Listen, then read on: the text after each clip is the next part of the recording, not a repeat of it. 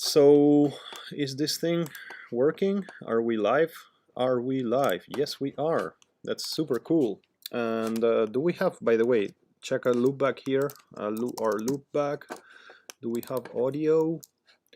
Tuk, tuk, tuk, tuk, tuk. I need to switch this off and switch this on. Now we have better sound. So, great. I hope that, let me see if OBS is receiving signal. Yes, it is.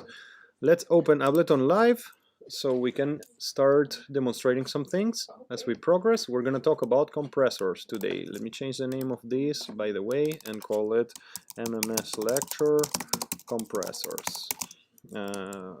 Basic 01. So that's really cool. Let's save this and get this going. Super. So, okay, let's see how this goes. Oh, by the way, you're only seeing my baby there, and yeah. Now you're in the Moscow Music School. So let me get my outfit. Ah, yeah, you're right. Yeah, he's awesome. Yeah, he's fucking awesome, boy.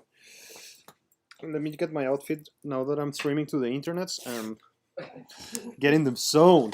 So, like I told you. Like I told you initially, I don't know if everybody was here. I mean, I don't know if you were here when I said it, but there are some good news ahead, okay? Just wait for it. It's coming. And I'm really happy to say that. So, super. We're going to talk about compressors or dynamic processors. So you see, sorry for those numbers are not correct because I cannot edit so easily, but you see what these guys are doing. Notice those that GIF on the background. Like, it's just like this guy is grabbing those things that are larger than the rest and just like changing the volume of, you can do this with Ableton. Imagine, like, you can change the gain. Yeah. Like, there are some peaks and you can just make a selection and then change the gain of this. And, and then you're changing the relative relationship between that moment and this moment. So, yeah, you can do that manually. You can sit down and do it like that for the whole song, and then you're a human compressor, It's just like it's going to take you 300 years, to do that. I mean, if you're going to do it for every transient of every moment of your song. So wouldn't it be nice if there's a tool that does that automatically for us? That would be great, right? And there is that tool, and that's like what a compressor is. Like, it's something that manipulates the relative relationship between different moments in a song. Like, if you're hearing like a orchestra play, if you see like a song of I don't know, of orchestral piece, you will notice that it kind of looks like this, and then there are these moments of very large dynamics, and then we go back to some soft moment, and then there are these moments of very big dynamics. Can you tell me what's the name of this difference? It's a very obvious thing. Do you know? Amplitude, but okay. But the difference between the quiet moments and the loud moments, does that has a name? Isn't that an important thing? We have discussed it in the past. I think there is an abbreviation of IRM. No, you're thinking about RMS, but that's another story. That's another story. So it has the word range in it. It's obvious. And what's the other word? No. Loudness range? No. No. It starts with D and it ends with dynamic. Yes. Dynamic range. Dynamic range. So, I mean, this is the dynamic range. It's the difference between the quiet moments and the loud moments. And if you remember something, I said that this is important because, well, I mean, it's not important because I said it. It's just important because it is important.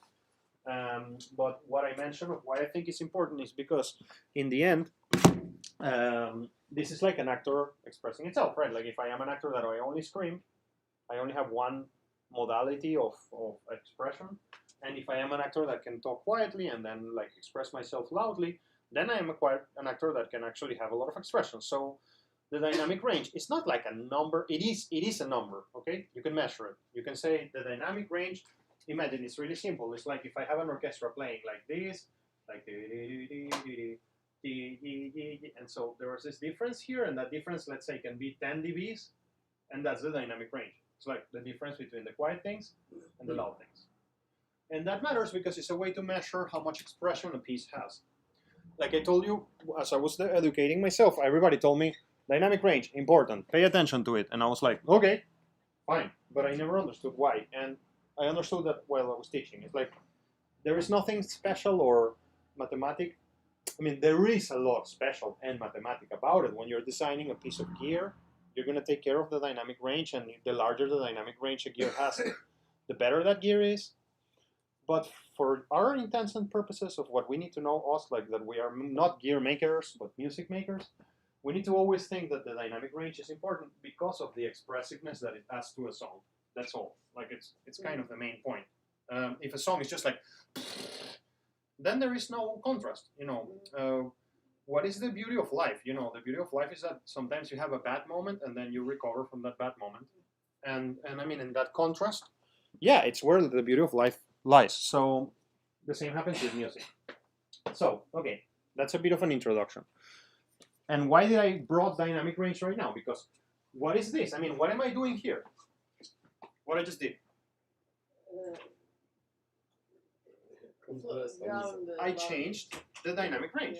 I just changed the dynamic range. There was a big difference. Let's look at it at this case. For example, like imagine the dynamic range of this is, I don't know, 10 decibels.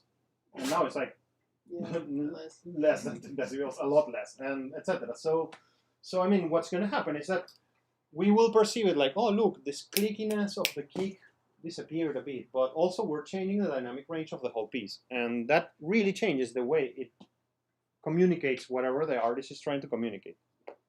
Something like that. So by the end of this lecture, by the way, this lecture I have it really down because I have given it a lot, so I'm in a comfort zone, so I'm happy for that. By the end of this lecture, students will be able to remember the history behind compressors. You will identify the basic parameters of the compressor, what do they do, and you will remember basic concepts required to initiate the discussion of dynamic range. The moment when I gave this presentation last year, I guess I haven't spoken yet about dynamic range, but for you guys, you already know.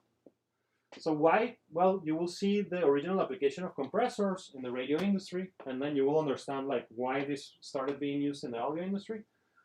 Also, you will start your journey into initiate your journey into experimentation with compressors, and you will see sound from a different perspective, I hope. So, historical discussion. Introductory discussion, we kind of run through it. Historical background, basic concepts, considerations and visualizations, and a practical demonstration. That's what's going to happen today. So what I want to talk about with this GIF sequence is that, sometimes we find a technology and we think that that technology is making our lives easier, but it is it is actually making it worse. So when we're using a compressor, we have to be very careful because it's something that it's kind of like addictive, and and we can start using it and using it and using it without knowing what we're doing, and then we have this piece of technology that is supposed to help us, but in the end it ends up harming us. So yeah, I mean, we have this like historical evolution of technology that has give us magnificent things, but also can make us fat assholes that are not moving anywhere and just gonna explode or something. And I love this GIF, by the way. So there are many ways to trick ourselves into thinking that we're making our recordings better, even though we're actually screwing them up, So that's really brutal. I mean, you can go against yourself. That's what I mean with this GIF. Like, you can really go against yourself if you're not careful. Let me just take care of this jumping logic here and say goodbye to it. Please, logic, can you please don't save and go to hell? Thank you. Okay, awesome. So yeah, we gotta be careful with how we use technology. That's what I mean with this. And the use of compression and limiting is one of the most complicated minefields in the recording and mixing process. I think that one of the other things I want to say is that you need to remember this. There is a drug called cocaine. Maybe you have heard about this in your life. You have seen it on TV or something. And cocaine is a very addictive drug, right? And they say, right? And the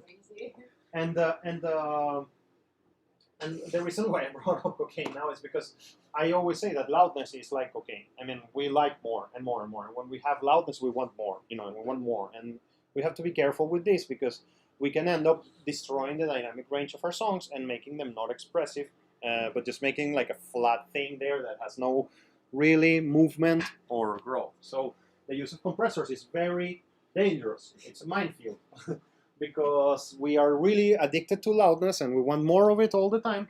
And compressors help us to maximize that, but if we use them wrongly, then we're going to ruin whatever we're doing. So we're manipulating average loudness, and so we can easily fall into the trap of thinking that we made the signal better, and all we did was to make it loud. Because those Ableton compressors, they have this button there, yellow, that says makeup, and it's not about the makeup that you wear or some shit like that. It's like about increasing the loudness automatically. And so sometimes all we're doing is to make it something louder. And our brains love loudness. And so we're fooling ourselves, really. So that's my main goal kind of today, is to put it on the table like, hey, let's not do that, okay? So first, let's talk history. Yeah, I love the GIF sequence here. It's a good one. Well, I hope. Okay, look, when you... I need to explain you for a minute kind of how radio works, okay? Mm-hmm.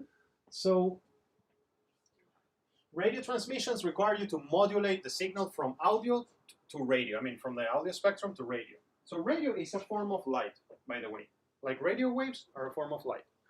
You remember we spoke so much about, like, yeah, sound travels in the medium, in the air, and it moves around this room, and it bounces 70 times when I say hello, you know, all that jazz. That's really cool.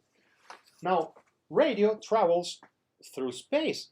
Radio travels through the atmosphere. Radio travels through everywhere, because radio is a type of electromagnetic wave. It's like light. I mean, there is no atmosphere in space. Sound doesn't travel in space because there is no atmosphere in space. But light does, because light moves in the electromagnetic medium, which is a totally different ballgame. Luckily for us, and you really, if you're not a religious person, whatever, choose your deity or the Big Bang or whatever, and just thanks to the Big Bang or something, that there is a duality between electromagnetic waves and mechanical waves. It is really weird. It is very, very weird. I mean, why it should be like that, I don't know, but it is like that. I mean, the fact that I can grab an electromagnetic wave and do something to it and get a mechanical wave that are analog, you know, well, first, that's how you hear, because through your nerves, there is no audio moving around. There is electricity. So you're converting audio to electricity, and all of this is running through your body, which is fucking crazy if you think about it. Now, when you're trying to send a radio signal, you are converting from audio to light, a form of light that is very, like, slow light. It's a light of very long amplitude. And so, in order to do this, you need, I mean, I'm obviously not going to go to the details because I don't know them, and I'm gonna fail if I try. And also I don't think that we need them for our intensive purposes. But when you are going to code a signal into radio, you can use a process called AM. Do you know what that means, that AM? Amplitude Modulation. Or FM, frequency modulation. These are not important details, by the way, but I just wanted to impress you, like, look at him, he knows so much. But this is really not important for our intensive purposes. But you can see something here interesting. Like, imagine, that's the same signal.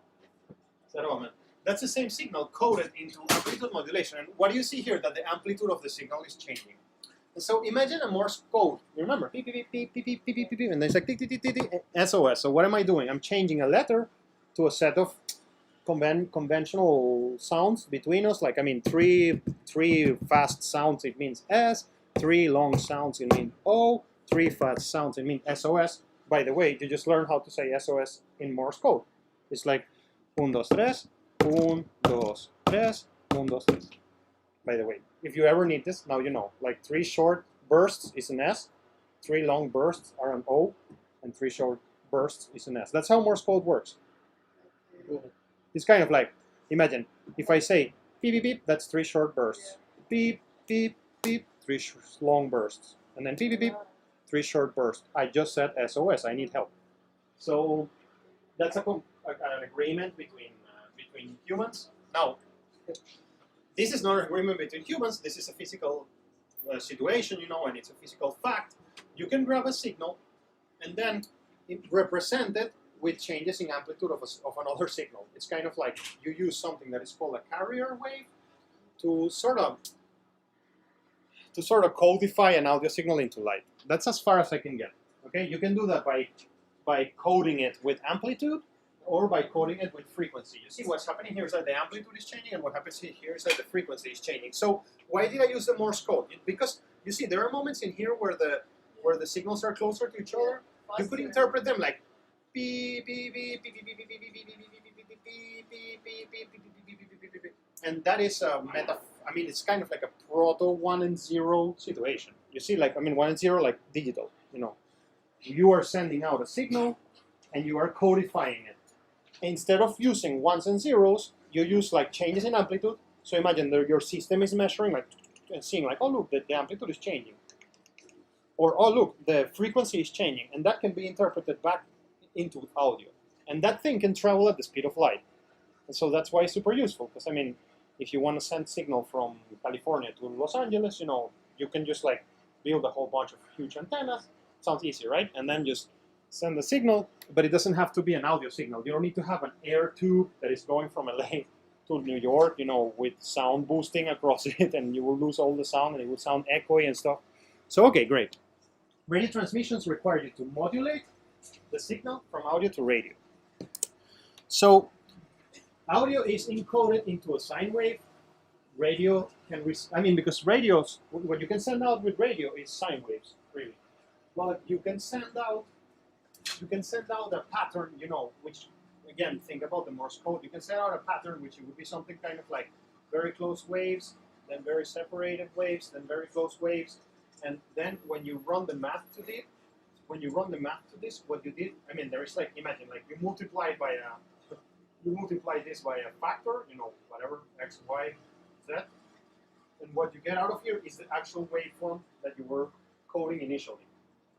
So the way it kind of works, I'm going to show it to you. You can see that better there, but the way it kind of works, like I had my original waveform here, like this, and then I sort of run this original waveform through a mathematical process that outputs this. And then when I receive this on my radio antenna, and then I can reverse this mathematical process and I can get the waveform. Like, that's kind of how radio works.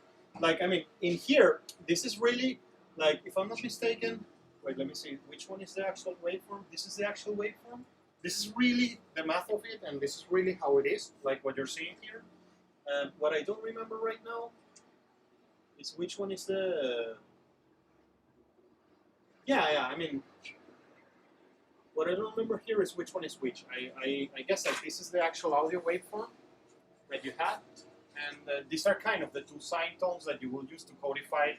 Like, I mean, you kind of like codify it using a sounding tone, and you get that result. I mean, it's something that looks like that. Huh? So what? You just want to... Hypnotizing. It is. You can watch it there forever. I'm sorry that I don't know these mathematical details, but I mean, I'm just like a musician guy. So, but anyways, I mean, if anybody's interested in studying this, you can follow this rabbit hole. Audio is encoded into a sine wave. Radio receivers can separate audio signals from the transmission. Something kind of like that. Now in here, let's say that this is for the purpose of our. This looks like an audio waveform. So let's imagine that this is, tell me a person, Barack Obama, whatever, a politician you choose, like, let's say Barack Obama for now, whatever. This is Barack. Let's say that this is Barack Obama speaking, and let's put it from this perspective. Let's say that this is Barack Obama speaking, and he's like, I would definitely do this because I don't know how to imitate Barack Obama's voice, but just imagine that I'm doing a good job. And so, as long as the voice of Barack Obama fits inside here, this system will have no issues into coding that into radio. Because I mean, because I don't want to say because, but my mathematical knowledge will fall apart. Like this is going to, if the signal were to be larger than this, like I will not be able to code it with these sine tones that I have. Okay, you have to trust me on that. I'm sorry that I cannot explain why. I'm just like my theoretical knowledge falls in that sense. But I definitely don't want this signal to be larger than what this system can process, because then I will get a badly coded signal, and what I'm going to send out is not going to be the actual signal. That's why you need to compress it. You're right, because you don't know at what volume Barack Obama is going to speak. I mean, maybe he's speaking like, and then he speaks quiet. and then he speaks loud. So you could have some Venezuelan guy there, like standing on the fader. I mean, I say like cheap labor, American labor, just being holding the faders, like, and be like, oh shit, like he's talking very loud, like let's change it. And actually, that's called fender writing. And actually, when you're mixing, like I remember in Budapest, I once mixed a jazz album, and I invited like 4 friends to do the fender writing, like in the console, and they were just holding the faders, and I was like, okay, I'm the reverb, and it's like, okay, well, in this part I want more reverb. I'm just doing automation like that, like this is done. This is what we do. Yeah, but I mean, it's obviously not ideal, and you know there is not always cheap labor around to do that. So I mean, it's better to maybe if we can automate that process. So that problem, it's called overmodulation. It's like when Barack Obama speaks too loud and you try to code that into radio, you get distortion that happens because the amplitude is larger than the modulating signal. The modulating signal is that second sine tone that was there helping us to code this into radio. So this creates distortion, and also, I mean, just will alter the actual output of the system, and we will not receive the actual signal that we're trying to send. So this happens when the level of the signal that you want to code exceeds a certain level, and this can cause the transition signal to this toward on to get damaged. So compressors and limiters are tools created for the use in the broadcast industry. They were created to reduce the dynamic range of the waveform. Again, you see, now you get it. Like it's like I had Barack Obama like burp, burp, burp, and then I run it through a compressor, and now it looks like chug, chug, chug. So the quiet parts remain the same. The louder parts were made quieter. Yeah. And then I took this and I added, I mean, this is a knob, like I make it louder, so I'm making the whole thing louder. And then you said correctly, like compressors make quieter things louder because they first make louder things quieter and then they make everything louder again. So I used to have this, imagine this dynamic range, let's say that it was 3 dB, and now I have a new dynamic range that is 1 dB. So the difference between the quiet and the loud part was reduced, and then I made it all louder, so now it kind of looks like this. So I accidentally made the quiet parts louder by making the louder parts quieter and then boosting it all up. I have a fucking cool metaphor that it took me years to develop that I will tell you in a minute that will help you to get this right away. It's really cool and it will help you a lot. So to travel far, you need to be amplified. That's another problem.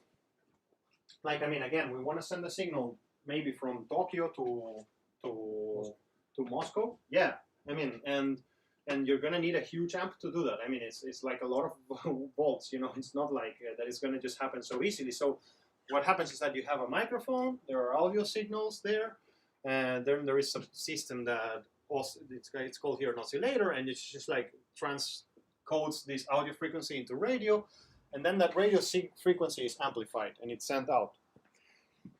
In the case of this is like the biggest radio tower that was ever built, and it actually fell, by the way, just like one day, like it fell. Yeah, it was like, yeah, it was the Warsaw radio mast. That thing was running 110,000 volts, and some barefoot speakers run at 120.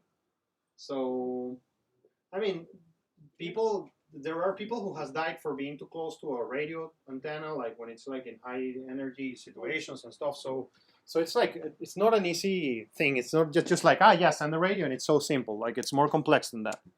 So, well, before I leave this point. So one of the points that we don't want is we don't want to have a signal that is running through an amplifier that is larger than what the system can handle, because you're going to kill somebody or you're going to damage the equipment, and these are millions of dollars and stuff. Like, it's not so trivial. So, yeah, it happens that when you run this through an audio signal, it has an effect that is cool. It's just somebody was like, hey, look, like there is this compressor thing that we're using for radio. Let's try this. Holy shit, that sounds awesome. Like, I love how the vocals sound through it. It was a coincidence. There was no design, special, prepared. Nobody was planning this. Just, it's kind of like, I don't know, imagine like grabbing a bicycle and creating a windmill with it or something like that. It's like, oh shit, like cool, it works. Like, nice. So that's really cool. So why? I mean, we will talk about why those effects are occurring. But what are those effects that people started noticing when they started running a compressor, the audio through a compressor? Well, it makes things sound more loud and punchy. You can see loudness also as in digital audio. This is called like samples per dB, per decibel. And so it's like each decibel of audio, how many samples it carries. It's kind of like audio density. Like you can see something like lead is a very dense because it packs more matter per unit, you know, than, I don't know, than plastic, something like that. So when you compress something, you're packing more audio information in a unit of time, you know. Because I mean, really now I used to have like a bigger distance between the quiet and the loud moments, and now I'm shrinking them and expanding all of that. And so I'm creating a bit of a denser waveform now. Can you feel it or no? You cannot feel it? Okay, imagine that you're a speaker.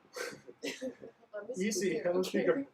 Imagine that you're a speaker and you get a set of instructions, and your instruction used to be go very far away and then go very, very, I mean, remember, you're in a zero axis, you have a magneto behind you that is pushing you or pulling you, and before compression, your instruction was to go very far away and come back to rest, and then stay here for the quiet parts, and then go very far away, and then go back to rest. Like imagine just like a very simple sign, I mean, a very simple signal, which would be like quiet, quiet, quiet, loud, quiet, quiet, quiet, loud, quiet, quiet, quiet, loud, and then you compress it. So now it's like, I mean, the journey that the speaker is going to traverse is going to be different now. It's not going to be that like far away, close to the center.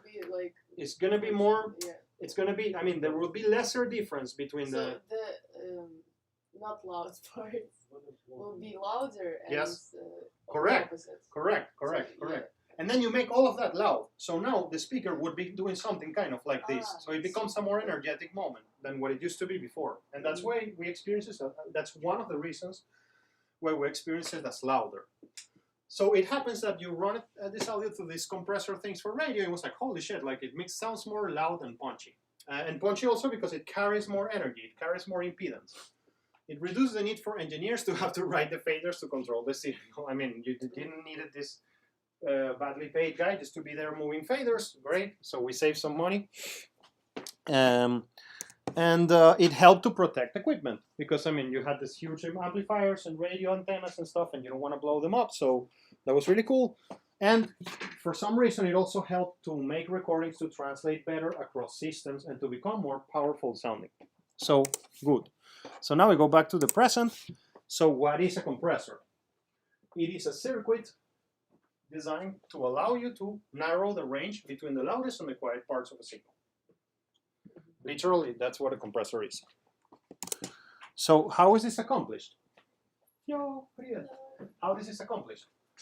Well, there is a detector signal that senses the volume of the incoming signal. So let's go back to our example here of Barack Obama speaking. Let's draw our, I mean, if you understand why compressors were made of, you're going to understand so much better how they work. So imagine, let's stay on the radio case, okay? I have an antenna here, something like this. I mean, it looks like an oil thing, but whatever. It's an antenna. So it's sending out radio waves to the world. And so I have Barack Obama here speaking. I don't know how to draw people. Yeah, let's. I want to draw it. I want to draw it on a profile. Wait, I want to draw it on a profile. So here are the eyes. There is a head. Then there is like a mouth and a nose, right? Oh, that's like the best person I have ever drawn. And well, it's not Barack Obama anymore because it has long hair. Let me just make him to be Barack Obama here. In foundation, there is the previous foundation we had a meme with Barack Obama. That's why I'm using Barack Obama here. But there was one student that was obsessed with him. Can you make ears or ears, eyelashes like this? And ears, man, it's really the best person I have ever drawn. I have never drawn such a cool person. So, how would the ears would be like? It would be in this orientation, the opposite. No. The opposite. Like this. Look at me. Look at yeah. Here. Ah, okay, I see. They go like kind of like this. Yeah. Cool. Small circle inside. And like another circle, right? Yeah. Like great. Okay, so wow, man, I'm very proud of myself. Let's make a little body. Okay, so So Barack Obama is speaking or whatever. Now it looks more like, I don't know, like some gopnik or something or whatever. So Barack Obama is speaking, and then it's like that, that.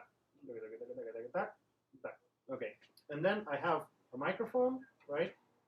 That it looks like an ice cream, and then that microphone is going to a compressor.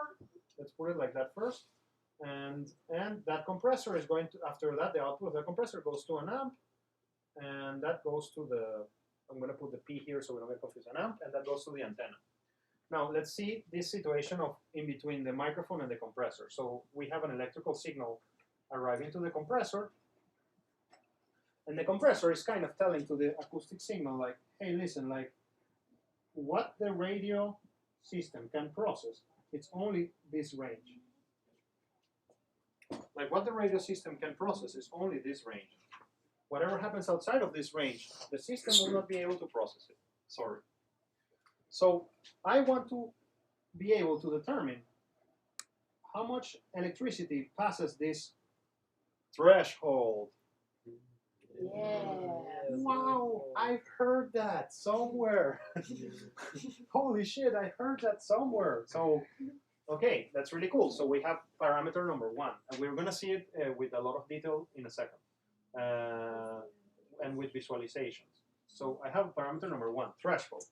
How much signal goes beyond what my system can process. In audio processing, we don't see it like that. But it's useful to see it from the radio point of view. So how this is accomplished? A detector circuit senses the volume of the incoming signal. So this is what the detector circuit is doing. Like, oh, how does it work? How loud, not how loud it is, sorry. How much energy is coming into me. A gain reduction device turns the volume down when the detector spots a loud beat. So the system is kind of, I mean, the system, of course, the compressor as such, this is the compressor. The compressor as such, if we see it like this, look, imagine that this continues, right? This is the system, the cable or whatever. And I'm metaphorically making you imagine that the system can only process this size of signal, something like that. And then here is the amp. So the amp can only process a signal that falls inside this tube. You can see it like that. And so here, there is a thing that looks at this and it's like, oh, look, this was a 1 dB excess above what I can process usually. I'm going to turn this down 1 dB, so it all, let me just change it here 1 second and write the word compressor here. So inside this box, I'm going to grab the same waveform, and then I'm going to make it all fit in here.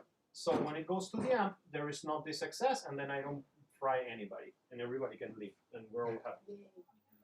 Now, there's something really cool here. Because you see, I told you, this thing is 1 dB, so the compressor is going to reduce 1 dB the signal, so it fits inside this box. Now, let's see if you can maybe answer this question. Does that reduction apply to the whole signal? No. To what applies? Only to the part. Only to this part. The correct answer would be only to the part that crosses the threshold. So, you see, there you're understanding what happens in between the loud part and the short part. What's going to happen inside the compressor is something kind of like this and something kind of like this. So the lower parts remain at the same level, where the louder parts were shrunk. So a gain reduction device turns the volume down when the detector spots a loud beat. And then an output amplifier turns the overall volume back to compensate. So, look, we reduced the whole thing 1 decibel. Great. So now we can expand this plus 1 decibel back here. And so now the quieter parts become louder, and the louder parts kind of get closer to the quieter parts. So in that, yeah.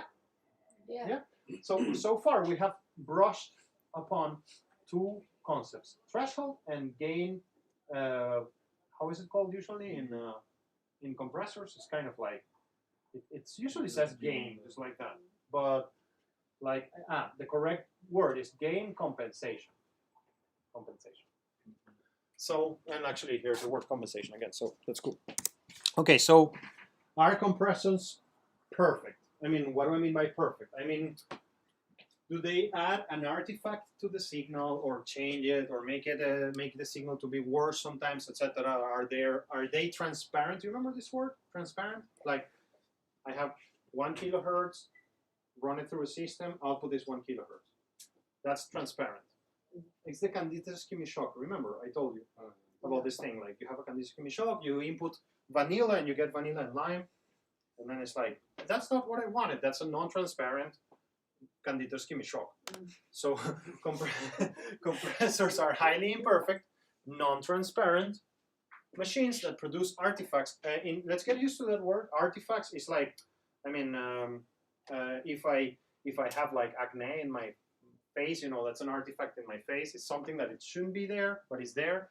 You know, artifacts in sound is like when you're editing and you hear like a little like cut or beak or thing that, or like mouth clicks and things like that. Compressors produce artifacts and distortion that can be used artistically or should be avoided. It depends on what the hell you want to do. So, great. So what comes next is basic concepts. You guys asked me for a break at 12, so I'm aware of that. At 12 I will stop. Let's just go right into it. So there is this article here that I put you here, patches.zone compression guide.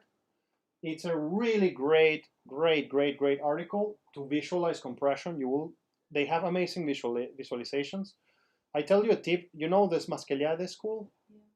They absolutely stole all of these visualizations and made the same article in Russian. So just telling you, if you write like Masqueliade Compressia, you will get to the same visualizations. It's pretty shameless.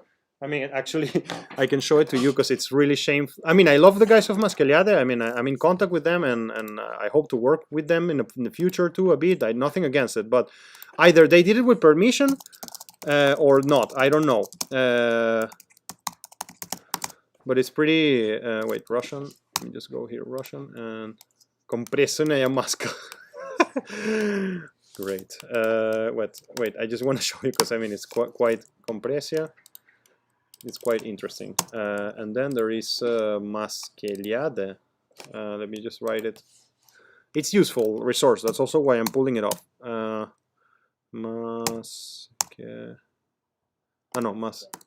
Wait, I wrote the wrong K here. Right?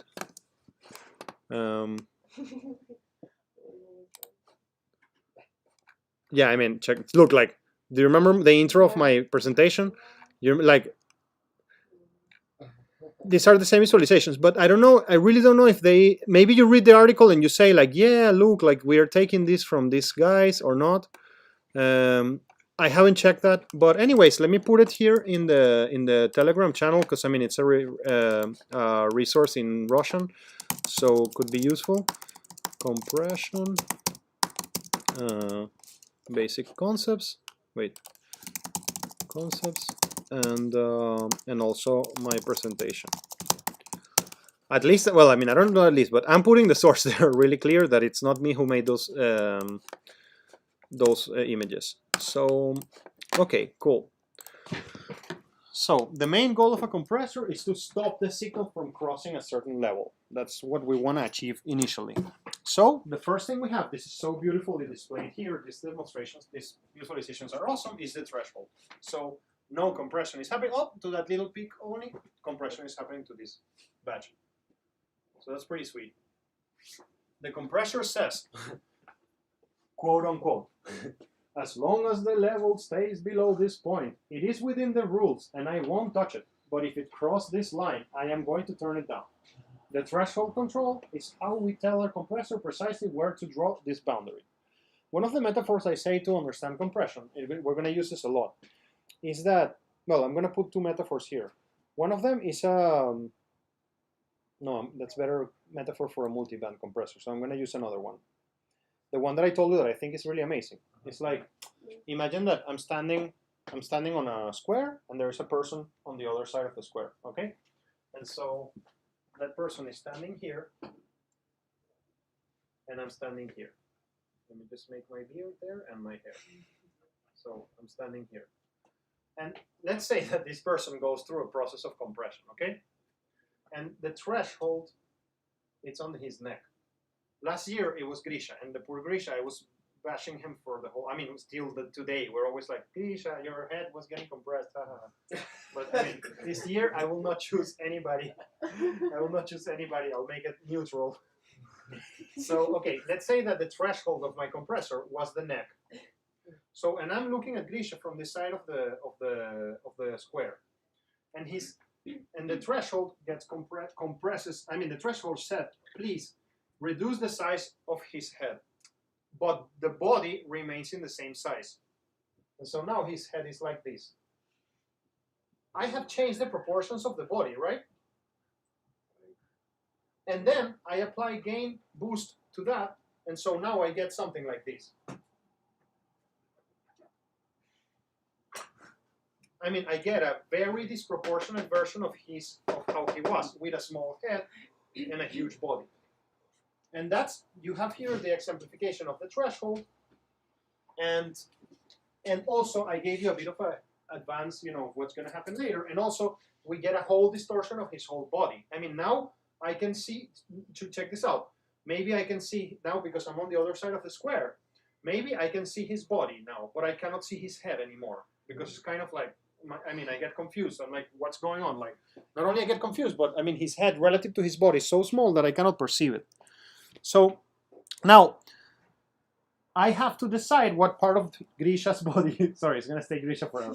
I have to decide, is Grisha Gusha, you know, like if you have met him, Yeah, you can also tell him one day, like, hey, your head was getting compressed, and he's going to be like, oh, God damn. So if I choose the compression process to happen on his shoulder or on his belly or on his legs, you know, I'm obviously going to do something very different to his body. So imagine what effect would that have? Like, you know, let's say that I am going to set the threshold not to be at the neck level, but at the belly button level. Like, so it's going to be like this. So now I'm going to shrink all his body except the legs, so it's going to kind of look like this. And then I'm going to expand this, so I'm going to get this thing which is like this, right? And I have a very distorted perception of this person. So that's what you're doing to a snare, to a bass guitar, to a vocal track. Like, I mean, you're changing the relationship between the parts. And you can see it also as a sculpture. It's a little bit like a sculpture. It's like, imagine that you're using clay, right? And you have this, you know, you squeeze the clay, and then you grab a little part of the clay on the top, and then you stretch the whole clay up. You know, not clay, but something. Maybe goo or something, or yeah, clay wouldn't work, but you get the point. Like, I mean, so that's really cool. Now the threshold will determine at what point of Grisha's body this transformation is going to happen. Okay, so that's cool. Or Obama's cousin. Yeah, exactly. So, okay, now, there is a question there, which is like, okay, fine, how much am I going to make this smaller? Like, how much? Like, I mean, I have the original body of this guy, you know, like a normal body here. I have the original body, and I'm going to say, I want to process everything above the neck. Great. But how much are you going to process that? I mean, imagine that Grisha's head is, I don't know, how many centimeters is usually the human head? I don't know. like 13 or 30? 30. Okay, imagine Grisha's head is like 30 centimeters. So it's like, fine, okay, I want to process his head, but how much am I going to process his head? I mean, by how many centimeters am I going to shrink it down? It's your choice. It's your choice. Now, compressors could have, imagine, they could have a knob here that says, like, let's say now, let's go back to audio terms. Like, so I crossed the threshold, and this crossing was 1 dB. So compressors could say something like, hey, every time something crosses the threshold, reduce it 1 dB. I wrote dB. Every time something crosses the threshold, reduce it 1 dB. Now, didn't I told you that the dynamic range is something very relative? It kind of needs to be seen in a per case basis, because if your quietest thing is very, very quiet, then 1 decibel, it's a lot. But if your quietest thing is very, very loud, then 1 decibel is not a lot. In music, if you let this sink into your soul, you're gonna be a way much powerful musician. In music, everything is about the contrast of two things. An interval, it's about the contrast of two things. Ta-da, ta-da, right? So it will not be useful for me just to apply like a global amount of reduction to all the signals. It should be relative. It should not be just like, I mean, every time the signal crosses the threshold, it will be reduced 1 decibel. Because, for example, what about signals that are 0.5 decibel that cross the threshold? What am I going to do? Am I going to reduce that signal a full decibel? But that signal is not even a decibel. So it will not be useful to have this fixed like that. Because imagine, if I cross 0.5 decibels and I have a fixed reduction of 1 decibel above threshold, then I'm going to make that thing go below the threshold, and that's not exactly what I want. I want the signal not to cross the threshold. So because of that, the amount of shrinking of Grisha's head, like imagine, in a fixed world, you know, in a world where the gain reduction is fixed, it would be like, hey, listen, it doesn't matter what size the head is. Once it crosses this threshold, we're going to make it 2 centimeters smaller. So, okay, Grisha's head now is 28 centimeters. But again, that will not be useful, because what if Grisha's head was originally 2 centimeters? So then I'm going to have no head at all. So I need something like a relative measure. So how that works is like this. Listen, let's measure Grisha's head, 30 centimeters. So let's apply something called a ratio. For every centimeter that crosses the head of Grisha, I'm going to turn it down 1/4 of it. Of the size of the head. So if 1 centimeter crosses the threshold, then the output is going to be 1/4 of the original size of the head. We're going to see it a bit more clear here now. Let's follow the slides because they're going to help us, because I always get a bit confused when I explain this. The term is the proportionality. How much the signal gets turned down once it crosses the threshold. That's clear. That's what I was telling you right now. I think that's really clear. Any dB above the threshold will be scaled according to the ratio. We're going to see it now in the next slide. It's going to be super clear. So look, when I have a 1-to-1 compression, and that's how you can spot fools, you know, sometimes some people is like have their compressor in 1-to-1, and they're like, yeah, I'm compressing. It's like, no, you're not. You're not doing anything. Like a 1-to, let's not look at the others. Let's look at the first one here. A 1-to-1 ratio means for every dB that crosses the threshold, the output is going to look exactly like it was. Like it's a 1-to-1 relationship. Now, when you have a 2-to-1 relationship, now anything that crosses the threshold, what is going to survive is half of it. In a 1-to-4 ratio, anything that crosses the threshold, only 1/4 of it is going to survive. And infinity will mean the system is going to do everything it can to make sure that nothing is allowed to go through. That's a limiter. After 100-to-1, things act like a limiter. Like whenever you see, actually, yeah, I think it's 100-to-1. After 100-to-1, it's a limiter. So in the case of Grisha's head, like I think this is going to run forever, right? This Grisha head thing. I mean, if I'm teaching this course in 10 years, it's going to be the poor Grisha. I think he's going to be famous by then, because I really think he's going to have a great future. It's amazing, yeah. So, okay, let's see. Let's put it in an easier number. Let's say that Grisha's head is 100 centimeters. So it's just going to make it easier for us. So if I'm in a 1-to-2 ratio, the new size of the head, what it would be? 50 centimeters. So then I'm going to have Grisha's body, Grisha's head shrink in half, and then I'll see what I'm going to do with that. So if I have 1-to-100, what size is going to be the head?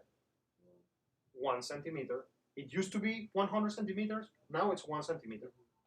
The important thing there is that the body doesn't change at all. Arms, body, legs, feet, no change. Head, shrink. Then I'll see what the hell am I going to do with the new distorted body. So how much of the signal that crosses the threshold will be affected? That's the ratio. Now, threshold and ratio are kind of like two sides of the same coin. Because imagine, I mean, if your goal is to think, how many centimeters am I going to shrink Grisha's head?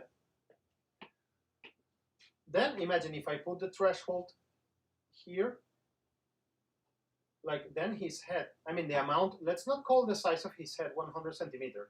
Let's say the distance between the neck, the distance between where I put the threshold and the end of this head is 100 centimeters. So if I apply a 1 to 100, let's keep it easy, a 1 to 2, the amount of reduction will be 50, right? We feel it? Now, if I move the threshold now, and then the amount of head of Grisha that crosses the threshold is 50, now the amount of compression is going to be 25.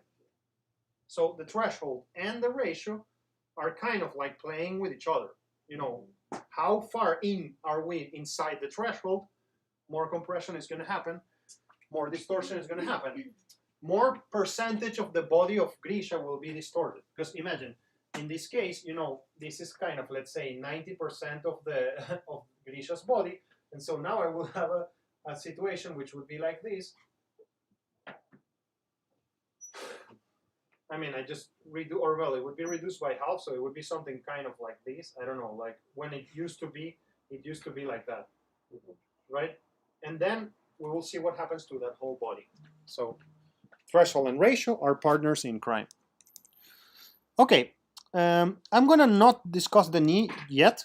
I'm just gonna, because we have like kind of 12 minutes, 18 minutes before that little break that we wanted to make.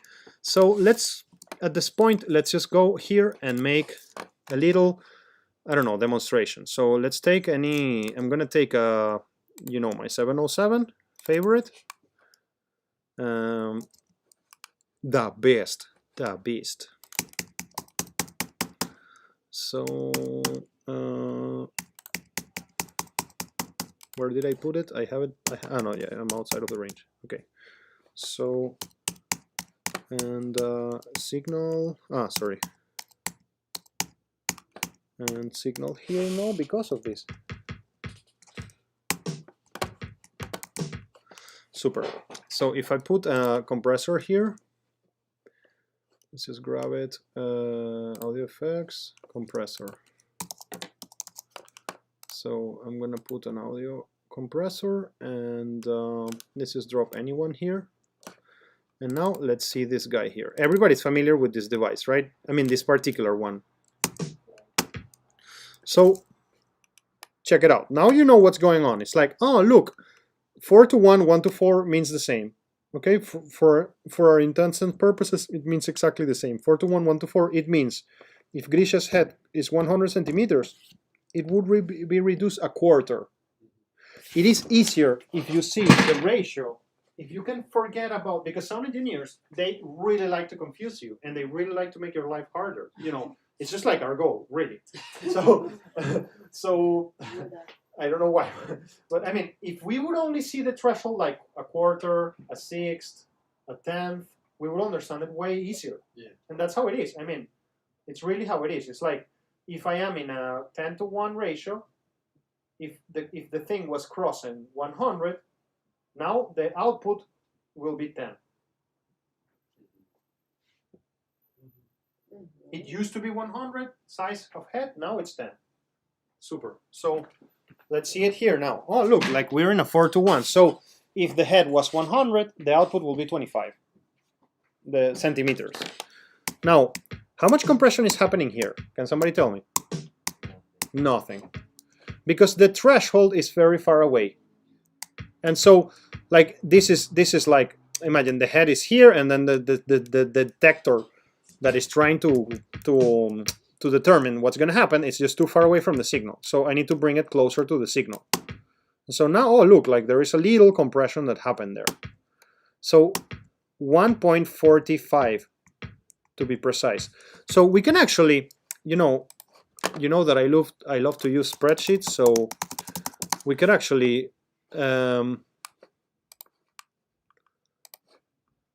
we can actually do this. Imagine, let me just make a calculation here. So I was saying 1.45 minus 1.45 minus 1. Let me see if I can make this calculation. 0.45. That was the amount of reduction that happened, and I was acting in a 1:4 ratio. So let's try to figure this out. So let me think about it. So I have a formula which will be okay, the output, the amount of reduction is 1.4. I'm trying to determine how much audio crossed the threshold, like how many dBs cross the threshold, just for fun. I know that it's exactly what you wanted to do today. Yay! Can we determine that? Absolutely we can. I'm just like a bit stupid right now and I'm thinking about it. So I got to reduce. To make my life easier, because I'm a bit stupid with math, I'm gonna put this in 10:1 just to make it easier on me. So now if I put it on 10:1, it's 1.74. So minus 1.74.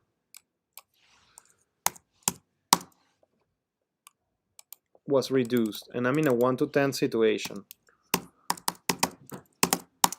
So that means that I don't think that the thing that crossed, I mean the amount of decibels that crossed the threshold was 17.4. I absolutely don't think so.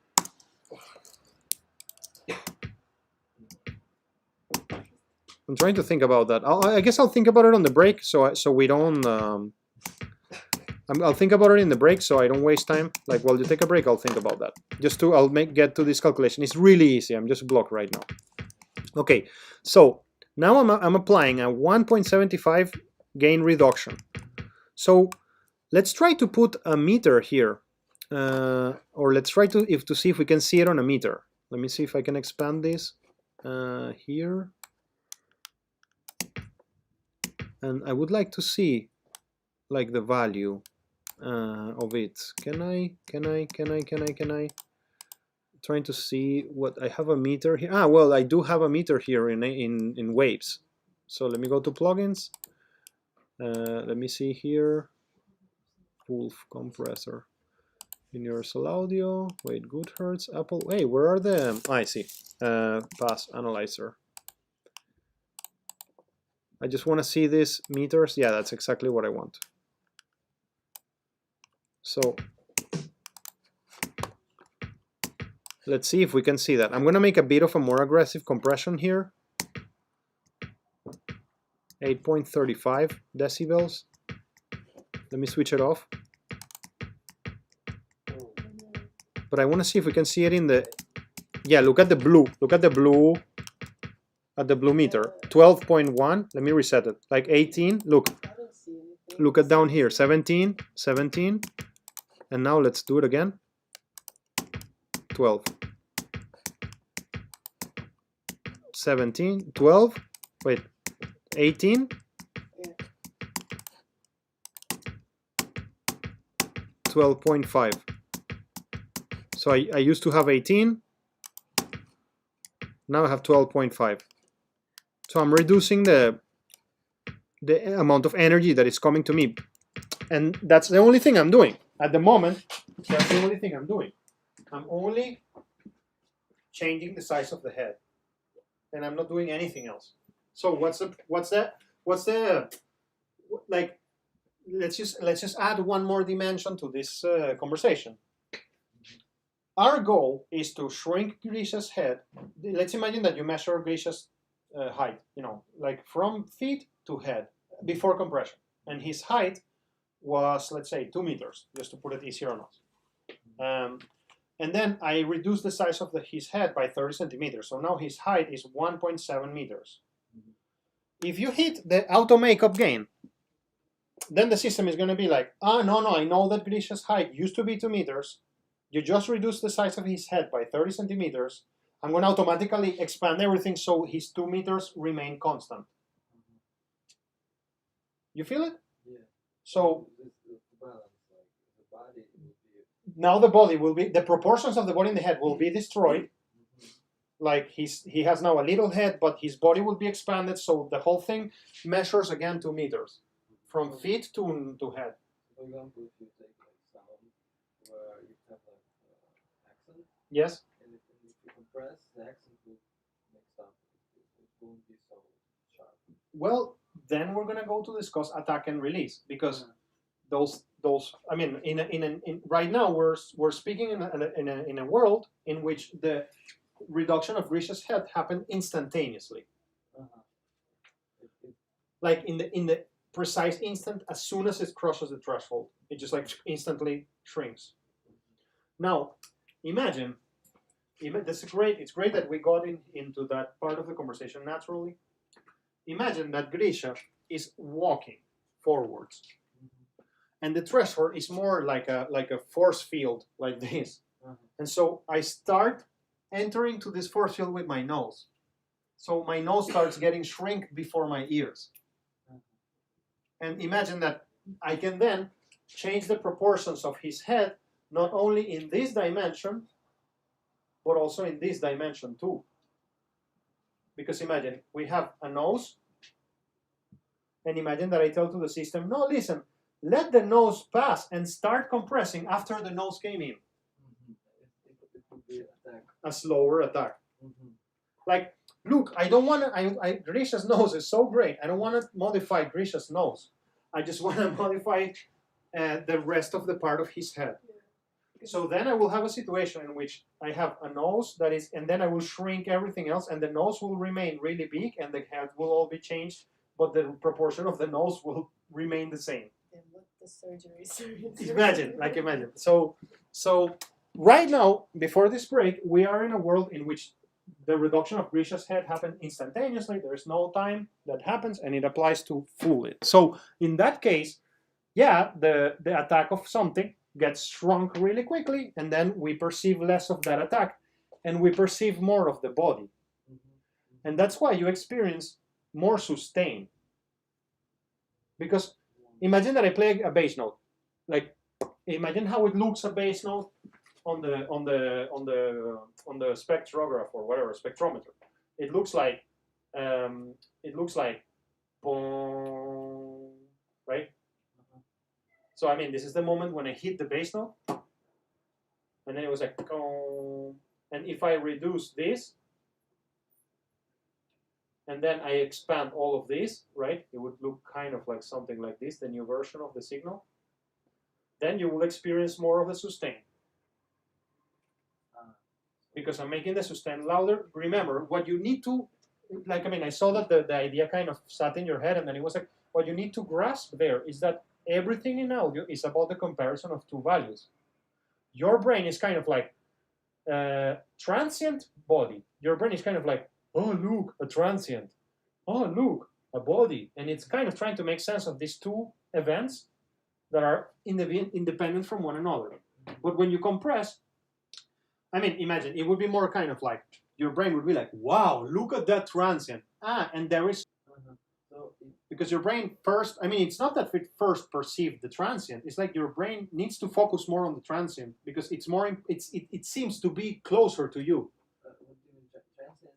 Is this wave who goes out? The bass, no. Transient in sound means anything that it's like an impact or a very short-lived sound that is very fast and intense. Again, like just like a bass note. So this is the transient part of it, and this is the sustain. So for your brain, and this is why this, and actually I have never thought about this until right now. This is why maybe this has big implications in music, what I just realized. I mean, for your brain, louder means closer to you. And you don't care about a tiger at a kilometer. You care about a tiger at 100 meters. Yeah. And if you hit two tigers at the same time, like your brain would kind of like give more priority to the first tiger it heard because the second one is going to kill you later, but the first one is going to kill you now. So you need to take care of the first tiger. And the third and the fourth. And so in music, it's kind of the same. It's like, I mean, there are some elements that take our attention first. That's because they are louder or for other reasons, and the others fall to the back plane. So our brains would be like transient body.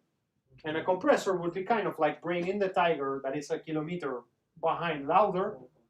Yeah, and think about that. What that means, man. It's so clear. The more I give this lecture, the easier it becomes, and the more powerful it becomes. Like, imagine what that means in terms of the density of information. We go back to that moment I was telling you of the speaker. It's like if I'm standing here and it's like first tiger 100 meters, second tiger a kilometer. The information matrix there for me, it's pretty clear. It's like focus on the first tiger because the second one is far away. But if you make the second tiger louder, it's like, oh shit, like now what should I focus on? Like second tiger or first tiger? So my information matrix changed and I'm in another situation now. Compression is a lot about that relationship between the first and the second sound. So call it now a break, like 5 minutes before 12, so you don't have to run, okay? Go for it. And then come back and we finish.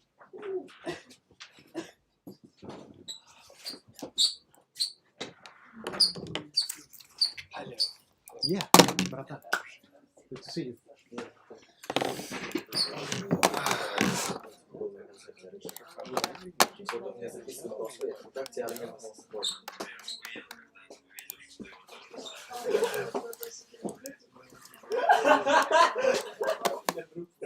Вчера на концерте с Армиром подружился. 3 минуты просто. Мы, блядь, подружились. Desktop.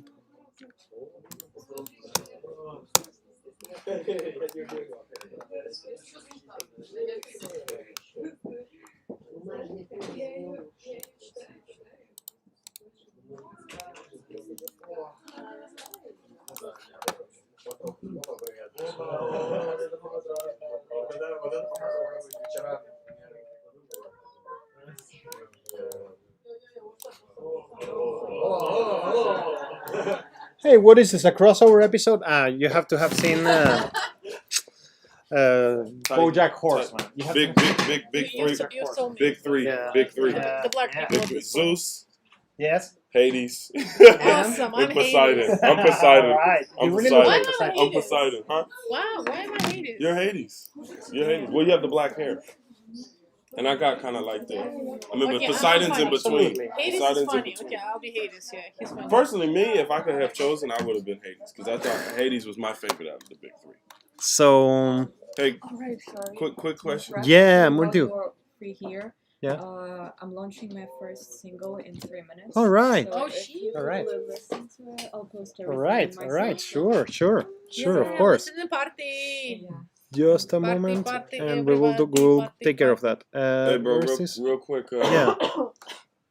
I'm with you. I'm just like kind of like just realized something about my stream situation that I don't like. I'll try. Yeah. Same. I have similar Sources. It's about Grace. Can y'all get out for like 2 seconds? Boo! Y'all just take a step out. Take a step out. Yeah, I see. Take a quick step out. What I did? What's that? What's all that? What's all that? Damn it. Head up. No, Second no, lecture. no. Now it's great. Now the audio is better. Yeah.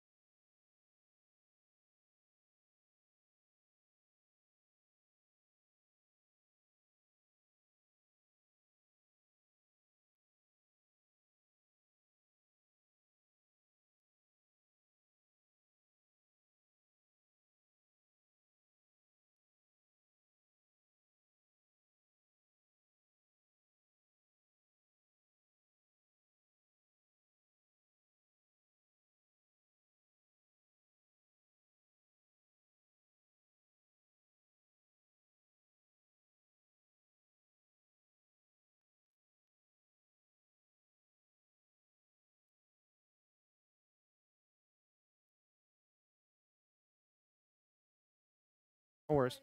Yeah. Chuck, Chuck. Ah, listen to Lena's release? Of course.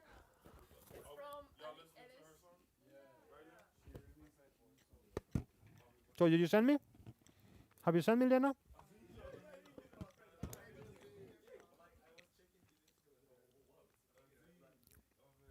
What's the name? Chuck Chuck is this, right? From Kazan. I love it. Yeah, I love it. Thank you. So I haven't received it yet.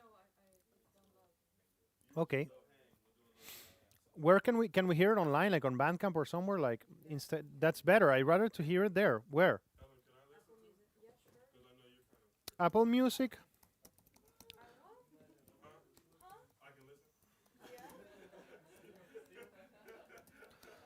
Can somebody log into your Apple Music here so we can, I would rather hearing it from Apple Music.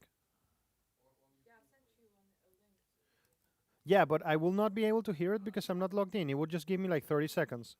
Да, давай ты залогинишь. By T. Go, братан.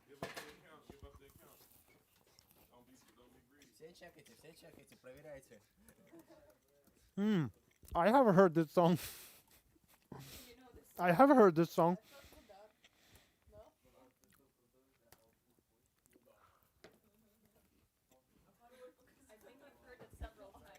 A couple of times. A couple of times. Oh shit. You see how it feels, bro? It's terrible, man. Ah, it's terrible. I'm telling you. Like, I mean, I'm showing my wife's movie all the time because she's sending me photos of breastfeeding, and I'm like, you know, not photos, but she's like, "Hi, I'm okay," and then you see like baby there. It's. I gotta be careful, yeah. All right. It's on Apple Music. Oh.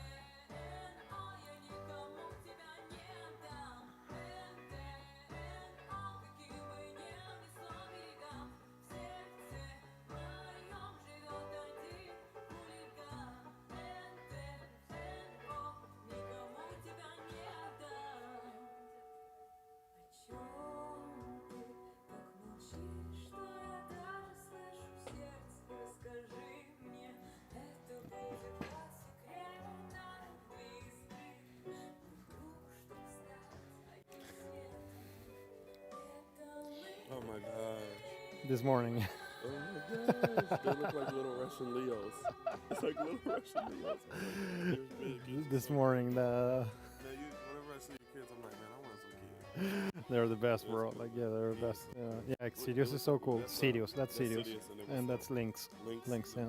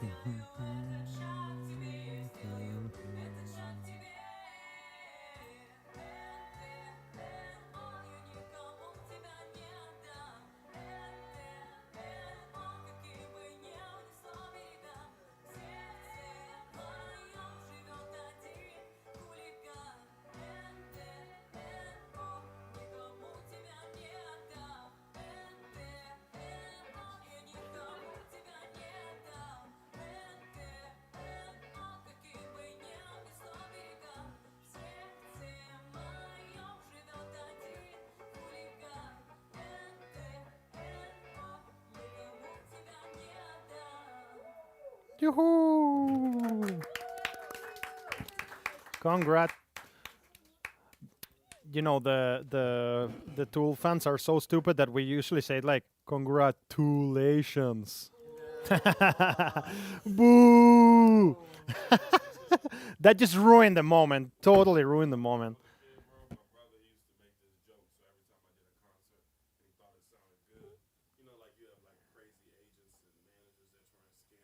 Sure.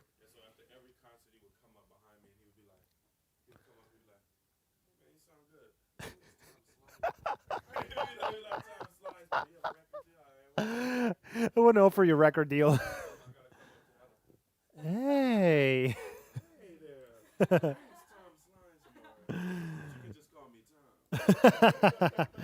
Awesome. Thank you very much for sharing that with us. Yeah, thank you for sharing that with us. And there were compressors used in that mix. I know that because I mixed it myself, so it's not a secret. I mixed this song, so if any of you want to mix something, you can also mix it with me. I would be glad to do that. Yeah, if you're interested. I mean, it's just like, I know it's a bit of collusion between us, but I also want to work, so... Huh? Absolutely. No, I mean, if you want to come to me to mix, I mean, there would be two little fellas that would be very grateful to that. And that was the photo I was showing to Amir. Wait, where is it? Now, when I stood up, where is La Familia in Telegram?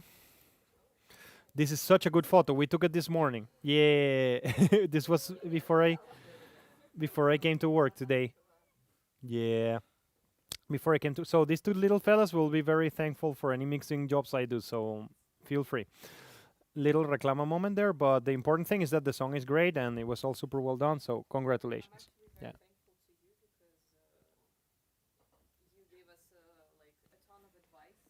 Sure.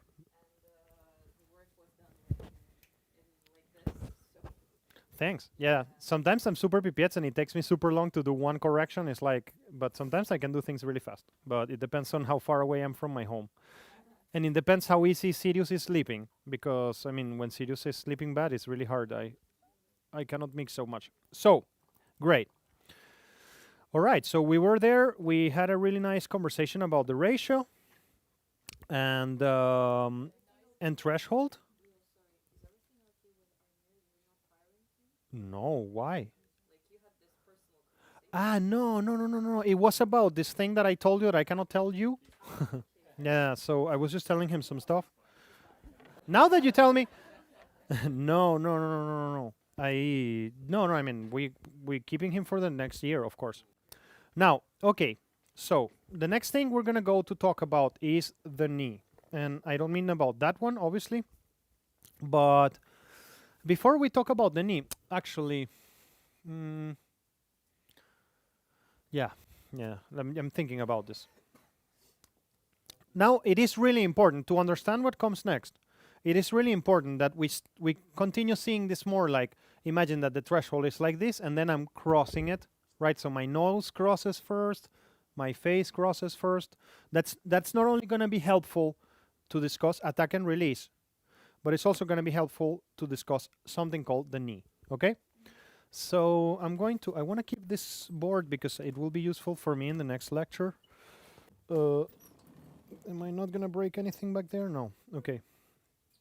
So I'm going to delete this board, the second board, here, and so now I imagine that I have a threshold, okay? I have a threshold. Now we're going to see it like this. And we have this, again, nose, face, mouth kind of thing. Oh, not so bad. Yeah, getting better. And so now it's going to be curly hair guy. And the ears, we agreed that they are like this, right? Yeah, great. Okay. And this is the eyes and the eyebrows. Nice. Nice. It's starting to look like a person.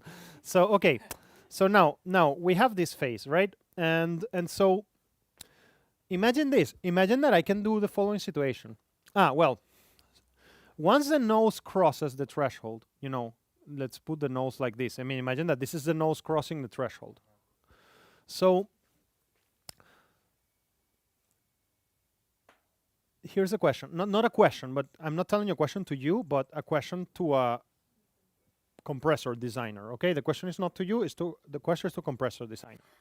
Let's say that we're in a 10:1 ratio, so every 10 centimeters that crosses here will be transformed into 1. The question is that a gear designer experiences is like, should that 10:1 ratio should be applied to the whole nose, or should it be applied progressively? Like, I mean, imagine for a second, I have the threshold here, and I'm going to cross, let's say, 10 dB. Is the first dB that is crossing the threshold, is it going to experience the full compression, or is it going to experience a bit?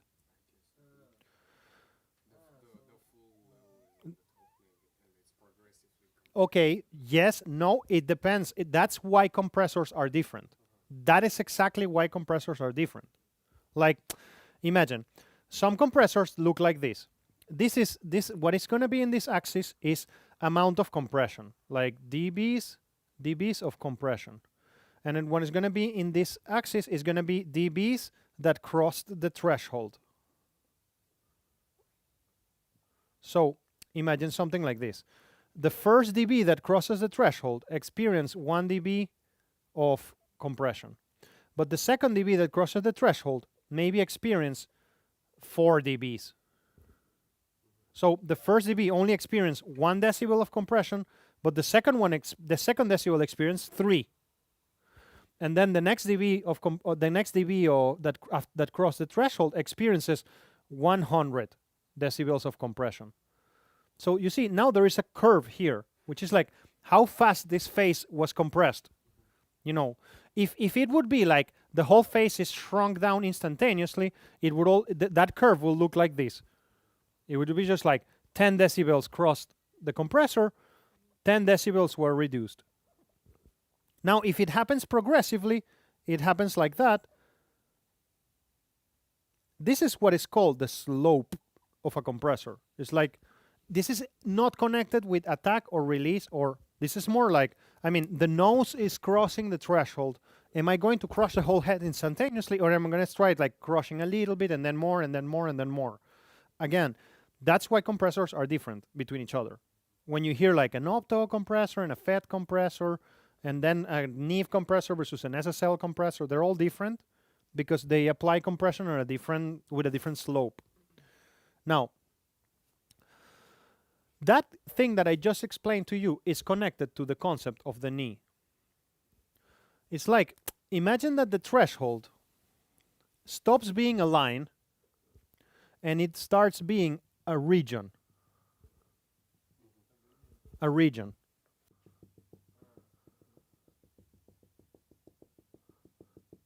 So then it's like, here is the threshold, here is the actual threshold, but when the nose is here, compression kind of starts. And when the nose keeps going, more compression gets applied to it, and more until you reach the threshold. And after the threshold is when the full ratio will finally be applied. So it's a progressive process. You know, I like to see it like this. The threshold is here, the signal is around there. I want to approach to the signal from the threshold.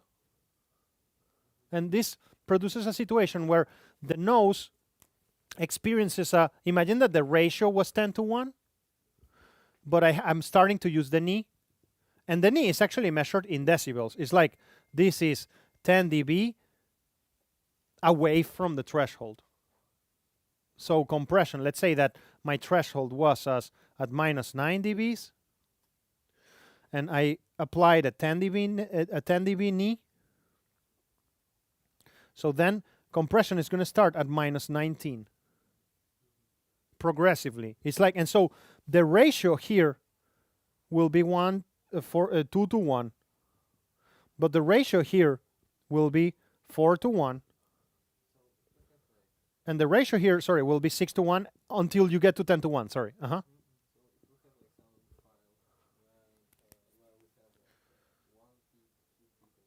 Yes. Yeah. And I mean, it would be a little bit more kind of like sophisticated than just to have a one line there that it's just like whatever crosses this line. This is now like a region. And there is a compressor that illustrates this amazingly. First, let's look at this. Look, the knee can be thought of as a gradation of the threshold point. You see, this is the threshold. Now, whatever becomes orange is compressed.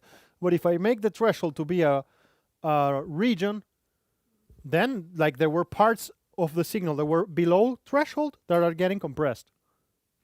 Why all these parameters? Why all of this? Because remember, you don't know how loud Barack Obama is going to speak. So, I mean, you need to have a lot of tools to be able to approach to the signal from different angles, different ways, like from here, from there. And we would love to have other tools, but we are not electronic engineers and we don't know. Because, I mean, for us, we think in the digital world and it's like, we can design whatever you want. Yeah, but this was designed with computer chips, you know, and soundboards and cards. It was not done digitally. It was like some mechanical, physical process. Then somebody made a digital version of that. And then we can think, oh, yeah, it should be so easy to make a compressor. Just like kind of write some code. No, I mean, this was done with wires and shit. So that's why these tools ended up being like that. And they stayed like that. We could redesign a compressor and do it totally differently. But everybody's used to these concepts. So again, I make the threshold to be a diffuse line. This is really nice visualization. And then this part gets compressed too. And now how much compression it happens? Well, it depends on the compressor. When an E is set to 0, the moment the volume exceeds the threshold, the full ratio is applied, by the way. I mean, that's not true, to be honest with you. It depends on the compressor. It depends on the compressor. Some compressors apply this 10:1 as soon as we cross the threshold. Some compressors do it progressively. When you use the knee, definitely it's progressively. And so that's what this chart means. It's like a hard knee. So it's like, you see, I cross the threshold, bam, really quickly I applied full ratio. A soft knee, I cross the threshold, well, very little, slowly, like I'm going to apply the 5:1. And in a 1:1 ratio, there is no gain reduction that happens. The signal always continues like kind of its journey on its own. There is a compressor that, I mean, if we go back to Ableton, and we see it here, like you see now, you have a knee value. And right now it's set to 6 decibels.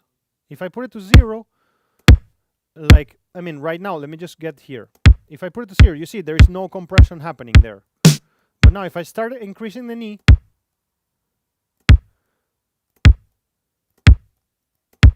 you see? Now, even though the signal is not crossing the threshold, there is compression happening. There is a compressor. It's one of my favorite compressors, by the way. There is a compressor here in Isotope. I have installed it recently. Maybe he's going to ask me for my iLok, which I don't have. But maybe I can see the demo, and that will be enough.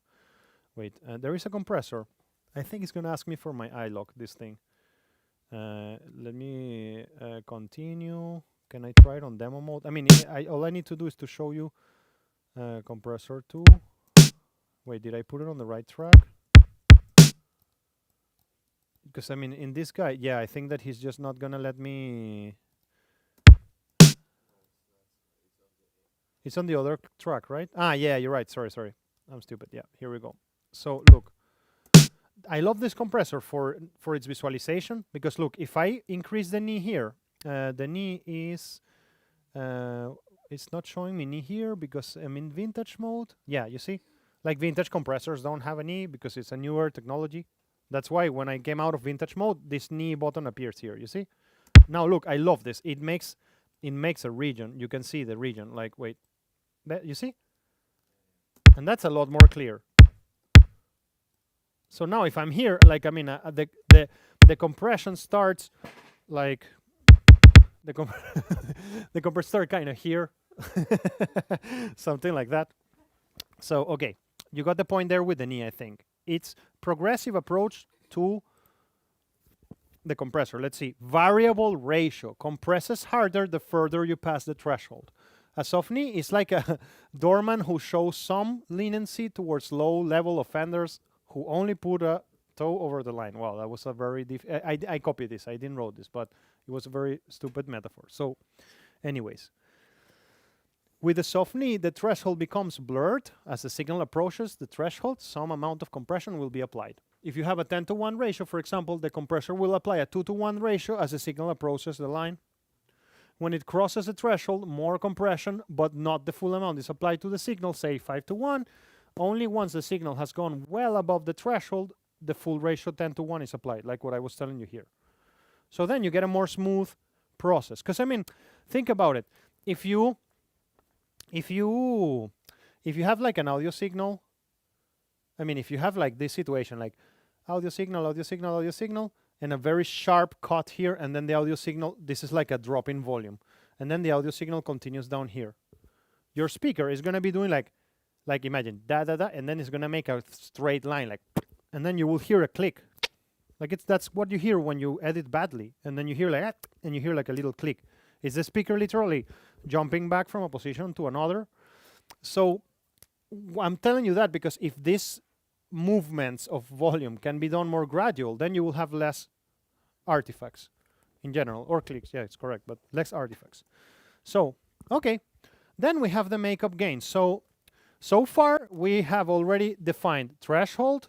Where is it all gonna, where is like, after which moment am I going to apply compression?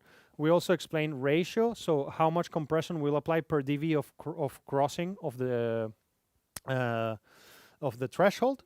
And then we also discussed the knee, which would be making the threshold blurry so we can be more sophisticated in how we apply compression. And now we're explaining gain, how they call it today? Makeup gain. That's exactly how it should be. Makeup gain. Well, I mean, that's pretty straightforward. I told you, I had initially the situation in which Grisha was 2 meters, and then I shrunk his head in half, so now it looks like this. And, or well, let's say I shrunk his head 10 times, so now it looks like this. And now this thing is a difference of 10 centimeters or whatever that is. And so now I'm going to expand Grisha's body to be 2 meters again. So this is the makeup gain, the amount of expansion that I applied to Grisha's body to make sure that he went back to 2 meters after his head was shrunk. So it looks like this. Like you see, like I compressed this signal and then I recovered this. So now look at this. This is a beautiful representation of the attack. That's a fast attack. And that's a slow attack. So a slow attack lets part of the initial element of the waveform to go through. So now, if Grisha is walking horizontally and crosses the threshold, what's going to happen is that now we're going to have something like this. Let's imagine that Grisha's nose looked like that. So now we're going to have the same size of Grisha's nose, but with a tiny little head. Because, I mean, I'm talking about a slow attack situation. It's like the nose, this is the threshold, the nose, like I was looking at a clock, and it's like, oh, look, like Grisha's head crossed, and I waited 0.1 milliseconds, whatever that is. Now I'm going to start applying the compression, and so his head will be shrunk. But the nose the nose stays. So you got it there. So what is the implication of that? Well, I have a kick, poof, right? And this was the first 0.1 milliseconds or whatever that number is. Compression will start later. Be compressed. The sustain will be compressed. It's kind of like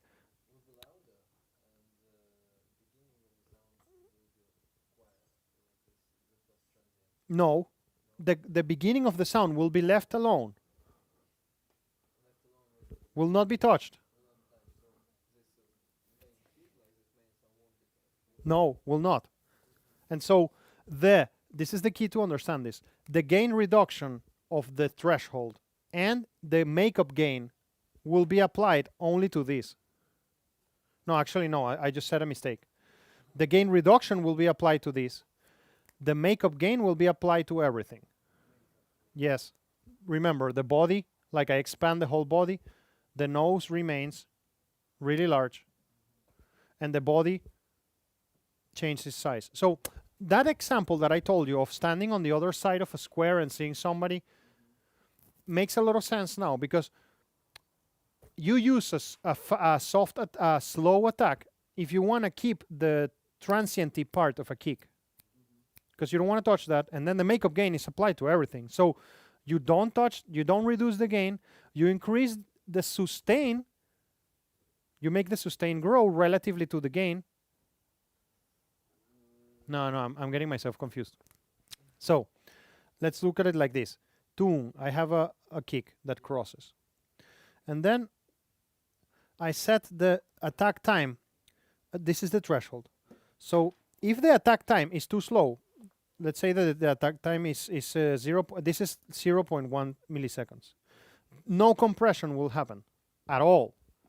Because the attack time is kind of like a clock. Imagine like, I see you cross the threshold. I'm going to wait 0.1 milliseconds. Okay, then I'm going to now see if there is any signal crossing the threshold.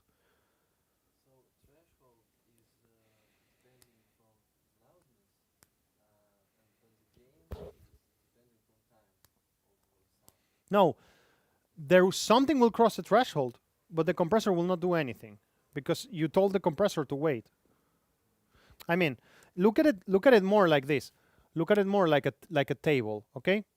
So what is happening in the second 0.01? Well, the amount of energy here is 10 dB. I'm going to set up that the threshold, we're in the digital world. I'm going to say that the threshold is minus 9. So anything, let me put it, minus 11.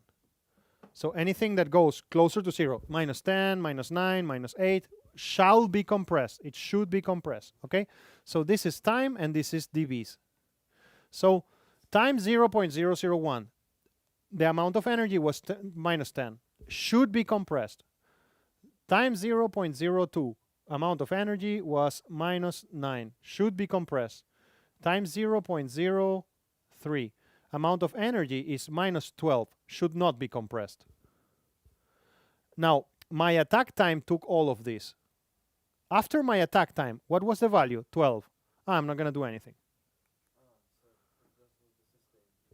Nothing will happen. 0. Nothing will happen.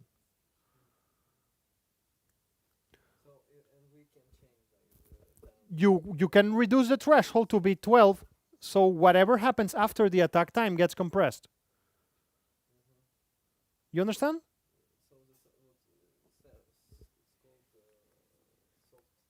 No, you don't need to think about me right now. Look. Okay, let me just look at it like this. The threshold, if the threshold is minus, let me put it, minus 9, okay? That means that anything above minus 9 will get compressed. So minus, sorry, let me leave it in minus 11. I like that number. So minus 10 should be compressed, minus 9 should be compressed, minus 8 should be compressed, minus 7 should be compressed. Now, I set the attack time. Threshold, I set minus 11. So in between minus 11, everything that exists in between minus 11 and 0 should get compressed. No, everything, I mean, when we say above, we're talking about louder. And because we're talking about, remember, our fader in the digital world, not our fader, our meter in the digital world ends in 0. So the loudest thing is 0. And I'm here standing at minus 11. So this is minus 10, this is minus 9, this is minus whatever, this is minus 1, and this is 0.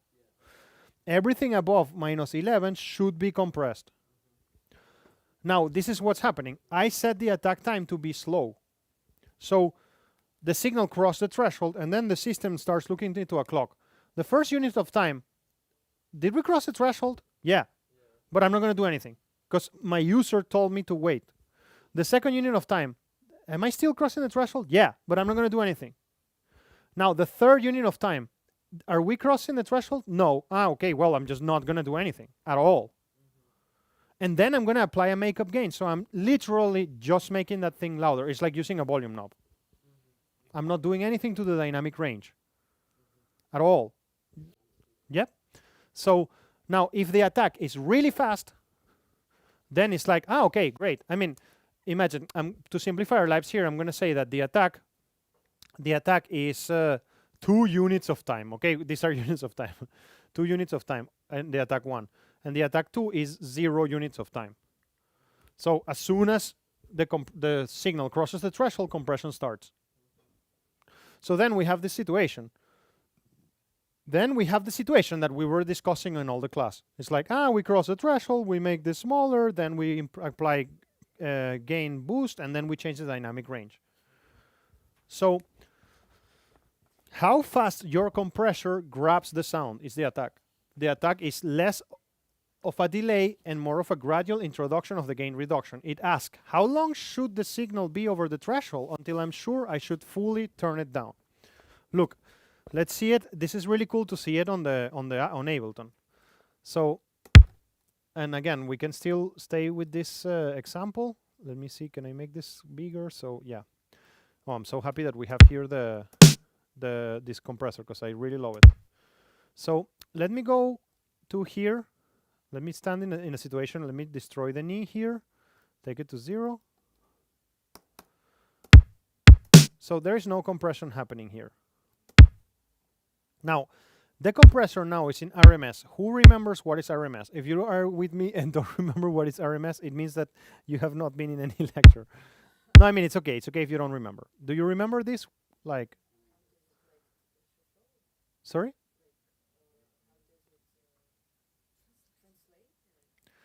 I think that... What kind of is it? Like... No, that would be dynamic range. It's fine.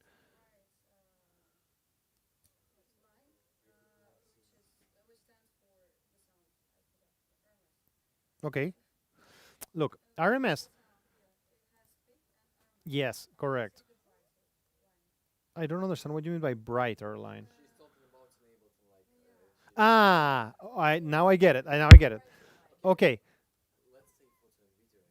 Photo and video. That was the best thing. It's really cool. Don't worry if you have confusions about this. I had confusion about it for years. It doesn't matter.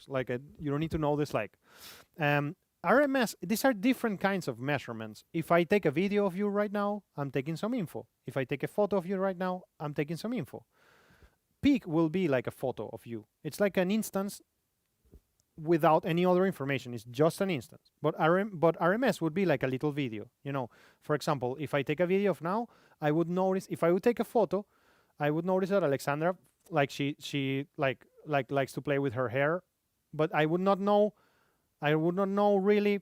I would only see her grabbing her hair. I don't know that she wants to play with her hair. I just see that she's grabbing her hair.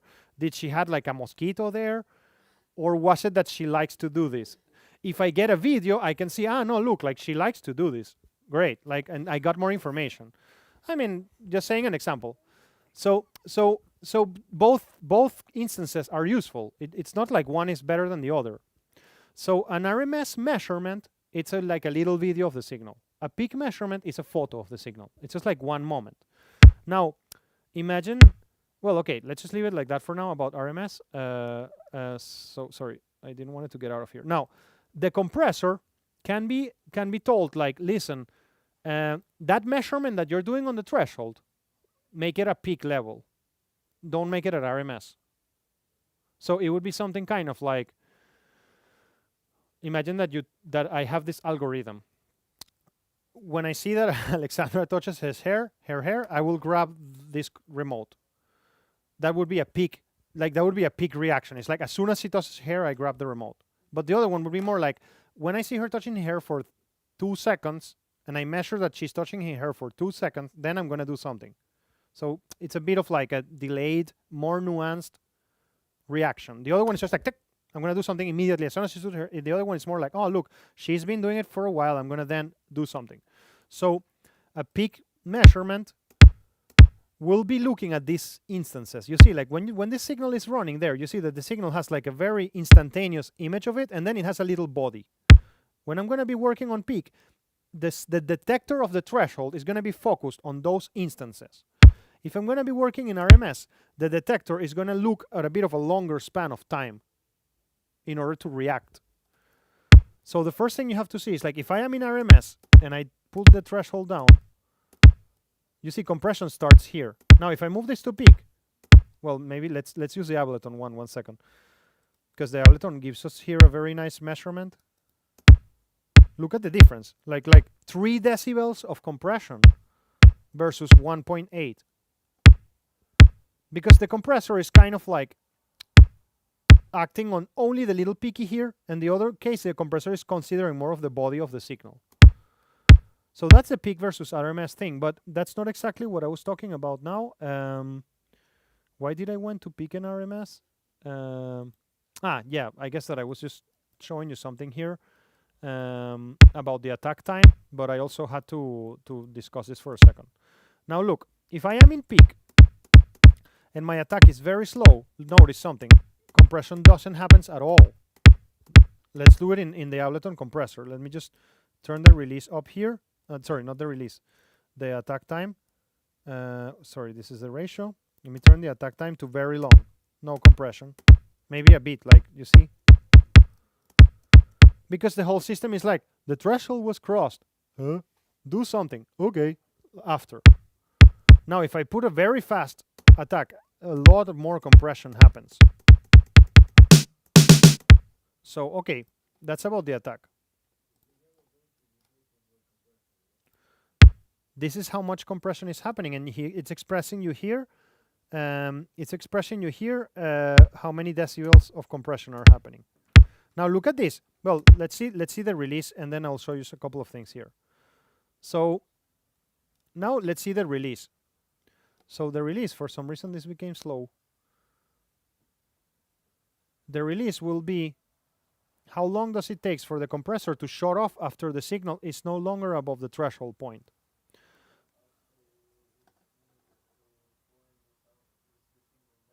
Yes, look, the guys, to return it to its original place, the guys of The Bachelor sent this amazing image that I'm going to share with you in a second. I think it's in here, BSc, it's in the MA in Technology.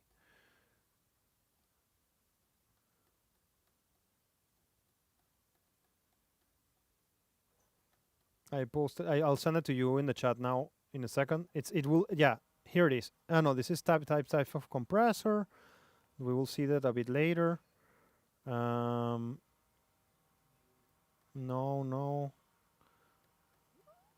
Maybe Andre sent it to me, and I didn't post it here. Wait. Yeah, I think that Andre sent it to me, and I never posted it here. Wait. No. It's really great, and it's gonna help you to understand. I mean, if I find that image, it would be really cool. No.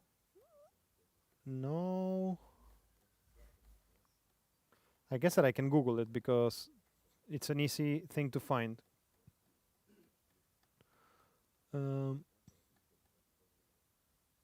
No. Or maybe Artemi. Here, I found it. Think compressor as your mother. You've seen it, right? Okay, threshold. Like your mother asks you to turn the volume down, at what volume? Ratio, how much you turn down when she asks you to do this. You know, turn the music down. Okay, like how much you turn it 10 decibels. Attack, how fast you turn it down after she asks you. And release is how fast you turn the volume back as soon as she closes the door. So when she goes out of the room, you just return it back to how it was. So it's literally like that. So if it would be something kind of like, you know, I leave the nose big, then shrink a little bit of the head, and then the back part of the head returns to normality.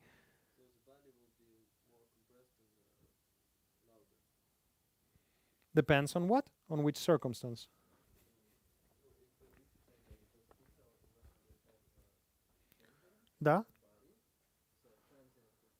Yes. Fast attack.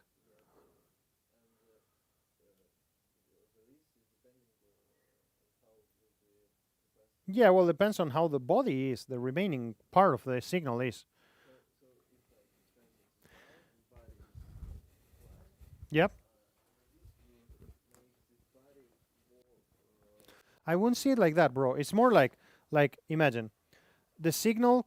Imagine that this is the whole signal, something like that, and the threshold is kind of like down here. So all of this is getting compressed. So the attack, yeah, in this case, the attack will mean that compression starts here, and then the system is gonna turn turn the gain of all of this, because the threshold was crossed initially, and then a clock starts once the threshold is crossed, and then the system wants to go back to the level that it used to be, and then it's going to take some time to do that.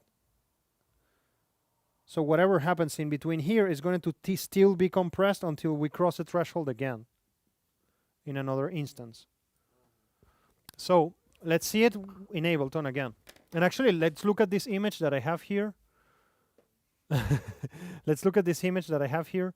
So, look, what you see, the red line is how fast the volume goes back to its normal level that it used to be. And this is a faster release. Look, faster release, chink, and it just goes back immediately. Middle release, chink, goes back a bit slower. Slow release. Now, if we see it on Ableton, it will be very, very clear. Let me just close this one and let's focus on this one for a moment.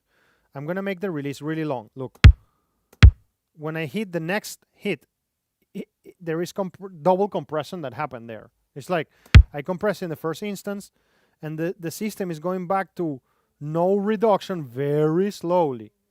So imagine if I have such a long release, I am compressing while compression is happening from the first instance. So I get double the compression, kinda. Let me just make the ratio higher and make this more brutal, so we can see it more clear. Like you see? But if I have the release fast, the system is gonna go back to its normality really quickly. So then I apply compression individually to each hit. But if I have the release so slow, then I'm applying compression while the system is recovering. The effect of that is that I would really, the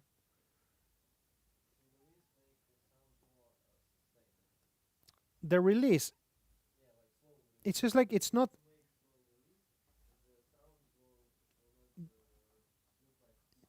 This all depends on you cannot see the attack and the release separately. That's where you fall there. Because if the release is very slow, but the attack is very fast, I will compress. Wait a second. If I make the release, you cannot, speaking about each one of them individually makes so much sense, because, okay, what's the perceived effect? The attack was very fast.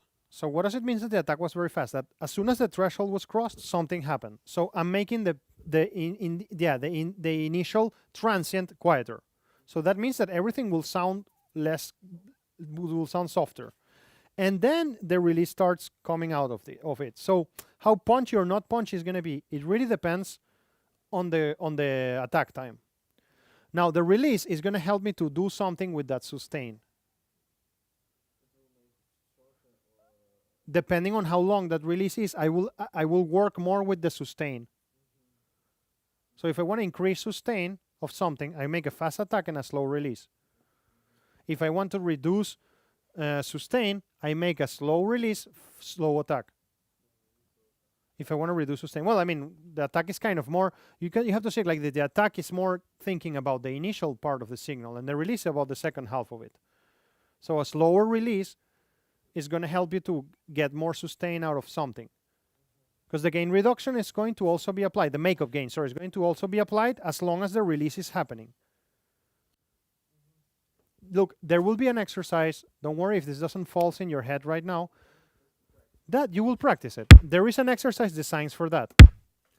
So if I make the release, ideally, if I have a song let's say, moving at this BPM, let's say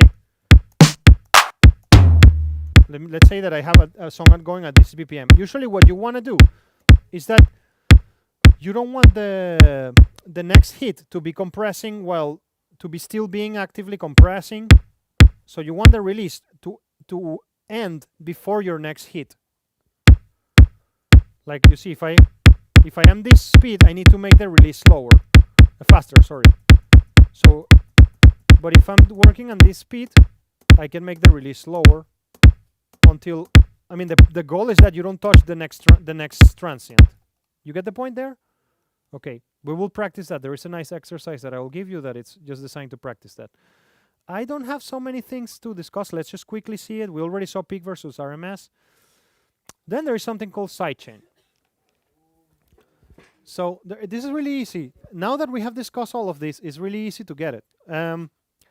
Now, imagine that I do this. I want to shrink Grisha's head, right? But before the way I was deciding how much of Grisha's head am I going to shrink, and from which part of Grisha's body was the threshold. So it was connected to when Grisha. Sorry, I have a better metaphor to explain the sidechain, and it just came back to my mind. So imagine that I am a person that is standing on the door, and I'm like letting people into a club or not. And my parameter is like, okay, I have a line here. Whoever has a head taller than this line, I will let them in. So I'm looking at this line and their heads, and I'm like, yep, come in. No, you're not. Now imagine a type of doorman which lets people in when it receives a text message from somebody else. That's sidechain. I mean, I'm just like, I'm like, yeah, I'm just like kind of like don't care about this person anymore, how tall it is or small. I'm just gonna look at a text message. Ah, okay, I will let you in. A threshold is applied. Like again, imagine that I'm looking at a person entering into a club, and I'm focusing on that person, and I'm determining its physical characteristics, and I'm saying the threshold is your neck. So, but the sidechain is more like, look.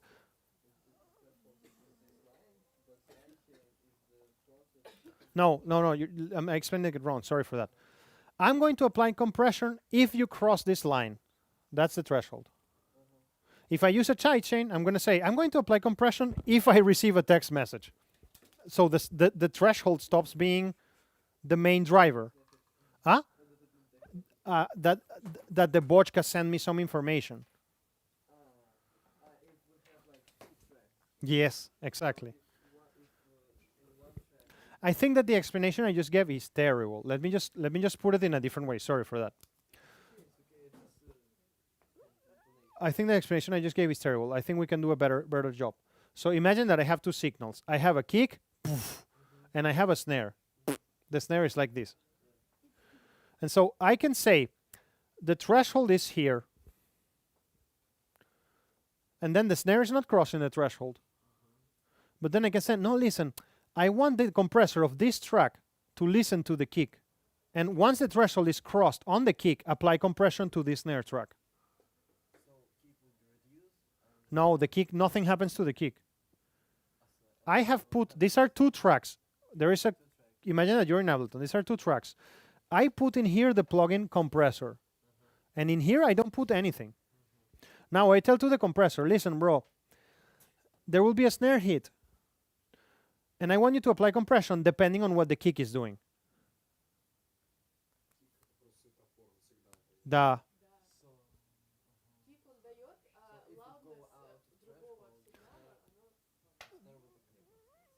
Yeah, can you repeat what you wanted to say? Go ahead.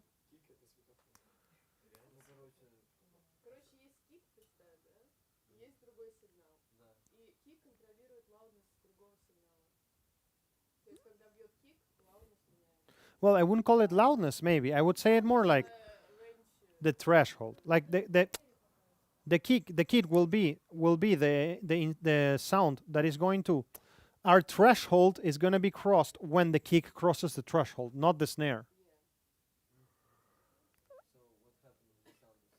It will get compressed when the kick crosses the threshold.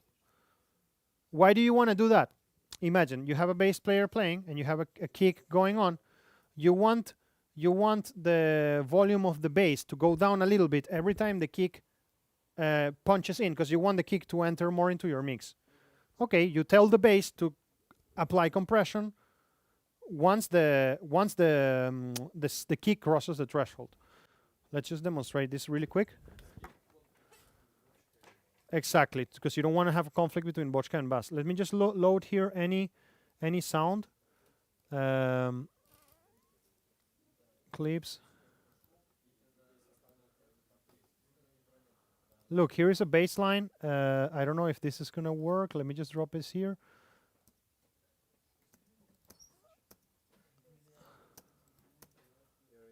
Yeah, thank you. Whoa. Whoa. I'm actually... No, almost. We're just a bit over time. So I'm going to put a compressor here. Actually, I mean, it would be easier if I just have like one like ambient thing or something like that. No, I just want like a... Let me just load here quickly the operator and shit, I think I did it wrong because this should be a MIDI track. Let's just run the operator. Okay, so I'm gonna record this.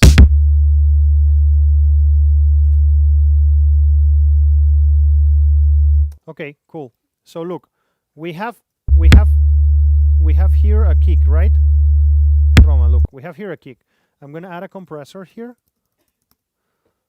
in audio effects. So I'm gonna add a compressor in this sound. Look, no compression is happening. Now I'm gonna open this and I'm gonna listen. Let's listen to this track called Core Kit. Audio from sidechain.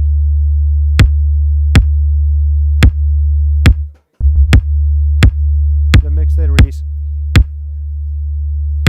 Yeah, you're right.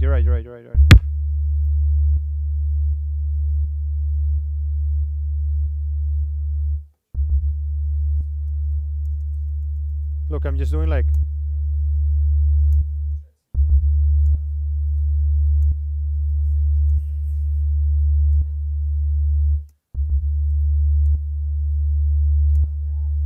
Yeah.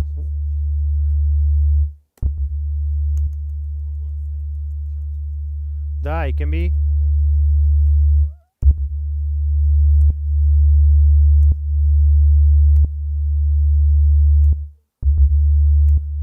So that's really cool. That's the sidechain.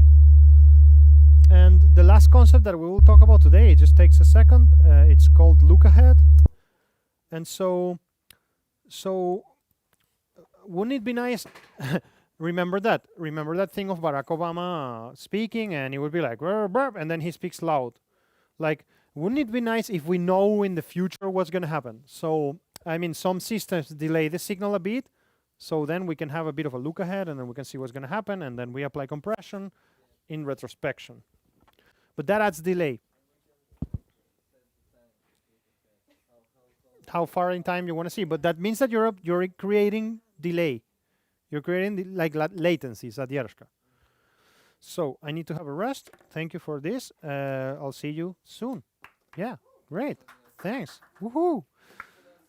Thank you guys for coming, and those on you online. Yeah.